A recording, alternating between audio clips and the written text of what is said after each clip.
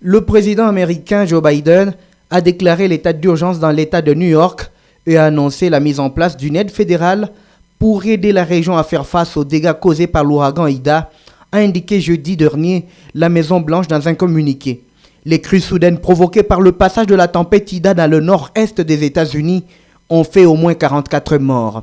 Dans la mégapole économique et culturelle américaine, la police a dénombré au moins 13 morts, dont plusieurs personnes probablement prises au piège et noyées dans leur sous-sol, des logements rudimentaires et parfois insalubres aménagés au pied des immeubles de Manhattan, du Queens ou du Brooklyn.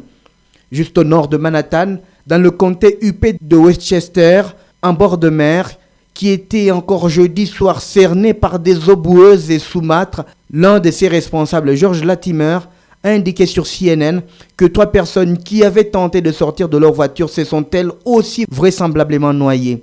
Un policier affecté à la surveillance du trafic routier est décédé dans l'état voisin du Connecticut. Mais le pire bilan est pour le New Jersey, état qui fait face à New York, avec au moins 23 personnes qui ont perdu la vie, a indiqué le gouverneur Phil Murphy. La plupart des victimes ont été prises par surprise au piège dans leur voiture et sont mortes probablement noyées, a déploré le responsable. À New York, le gigantesque réseau de métro a partiellement redémarré jeudi après l'inondation des nombreuses stations. Le National Weather Service, le service météo américain, a enregistré un record absolu de 80 mm de pluie en 1 heure à Central Park. Des rues, des avenues, des voies rapides ont été soudainement transformées en torrents dans les quartiers de Brooklyn et du Queens. Rétrogradé en cyclone post-tropical, Ida se dirigeait jeudi soir au-dessus de la Nouvelle-Angleterre.